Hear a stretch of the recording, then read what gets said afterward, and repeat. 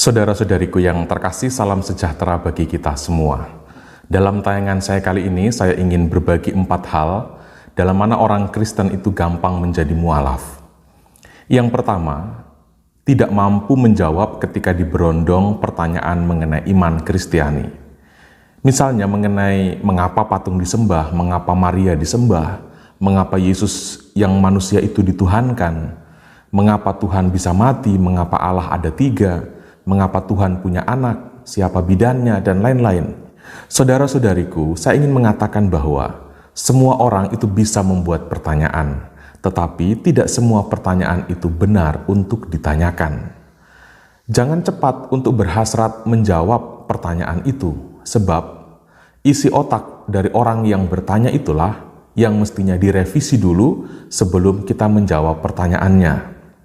Seberapa hebatnya dan seberapa seriusnya kita menjawab pertanyaan-pertanyaan mengenai iman yang seringkali ditanyakan oleh orang-orang yang berbeda agama dengan kita, itu tidak akan masuk dalam perhatian mereka. Sebab mereka tidak sedang sungguh bertanya. Mereka sedang menuduh dan sedang membahasakan kebencian mereka kepada kita. Mereka itu seperti anak SD yang mengejek-ejek seorang mahasiswa. Semakin ditanggapi, semakin mengejek. Motif mereka bukan sungguh bertanya. Hal ini sering dialami oleh Yesus. Mereka menjebak Yesus dengan pertanyaan-pertanyaan. Sudah sangat jelas sebenarnya iman kekristenan, iman Katolik itu tidak seperti yang mereka tuduhkan. Sudah berulang kali dikatakan kita tidak menyembah patung. Sudah berapa kali dan sudah demikian sering kita mengatakan bahwa kita tidak mentuhankan Yesus. Yesus itu memang Allah yang menjadi manusia.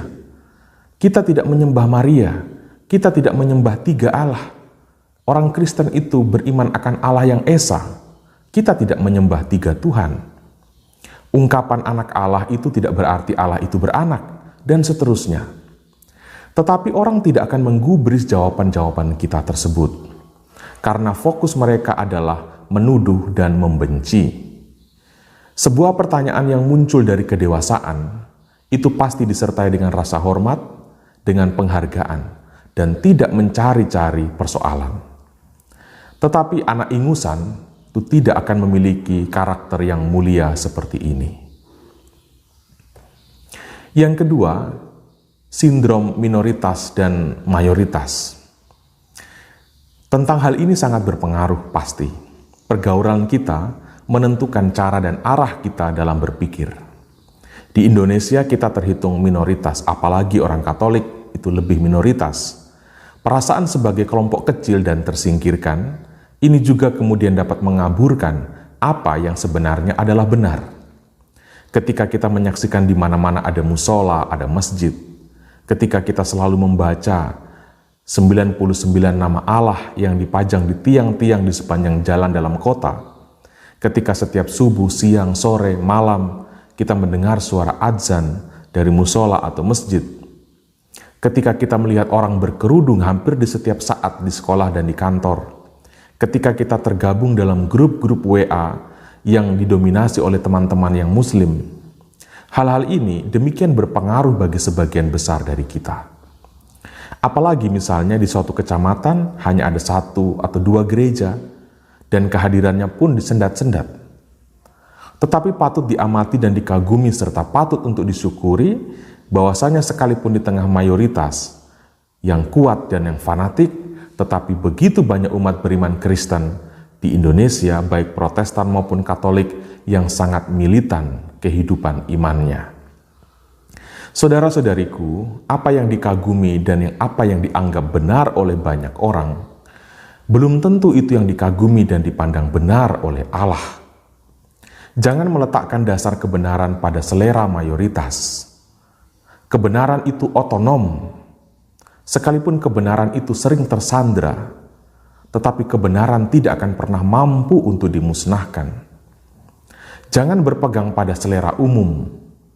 Berpeganglah pada apa yang benar. Sekalipun secara umum orang tidak suka dengan kebenaran itu.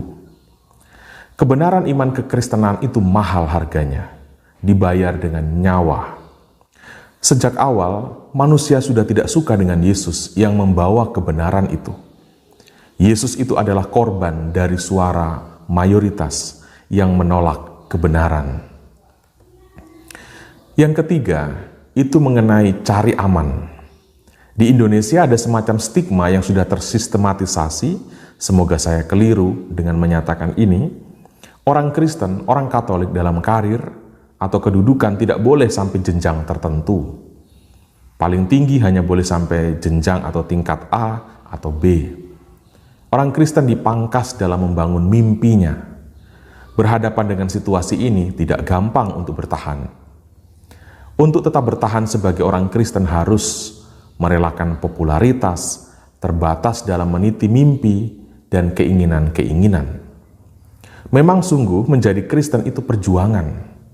Tetapi entahkah banyak orang Kristen yang menyadari atau tidak bahwa justru inilah keunikan kita. Inilah keistimewaannya menjadi Kristen itu. Ini asiknya menjadi Kristen. Dengan pengalaman-pengalaman keseharian yang sedemikian menekan, sabda-sabda Yesus sedemikian terasa sangat real, sangat hidup dan sangat nyata. Yang keempat, mengenai takut tidak laku. Ini khususnya bagi orang Kristen yang jomblo, yang belum mendapat jodoh.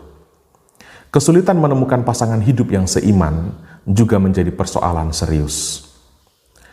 Orang kembali terngiang dengan slogan, jodoh itu di tangan Tuhan.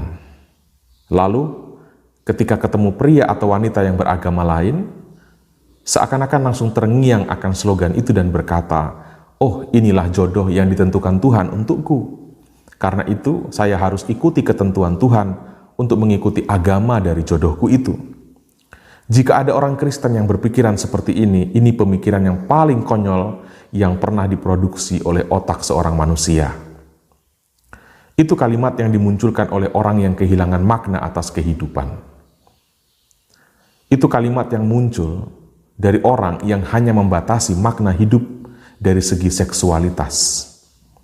Padahal hidup dapat dipersembahkan bagi Allah dan bagi sesama, entah dengan kawin atau dengan tidak kawin. Jangan membatasi makna hidup hanya dengan kawin atau tidak kawin. Kawin, mawin itu ciri khas dari hewan. Fokus dan makna hidup manusia tidak melulu soal kawin dan dikawinkan. Karena itu, jangan gadaikan hidupmu untuk dapat jodoh. Jangan jual imanmu untuk dapat tubuh lain yang sekedar untuk dipeluk-peluk. Hubungan dengan tubuh jenis itu bisa lenyap dan bisa berakhir. Tetapi hubungan dengan tubuh Yesus itu kekal abadi selamanya. Betapa bodohnya orang yang meninggalkan tubuh Yesus untuk mendapatkan tubuh pria atau tubuh wanita yang lain. Saudara-saudari, demikian sekilas pandangan saya atau 4 hal yang perlu untuk kita sama-sama cermati.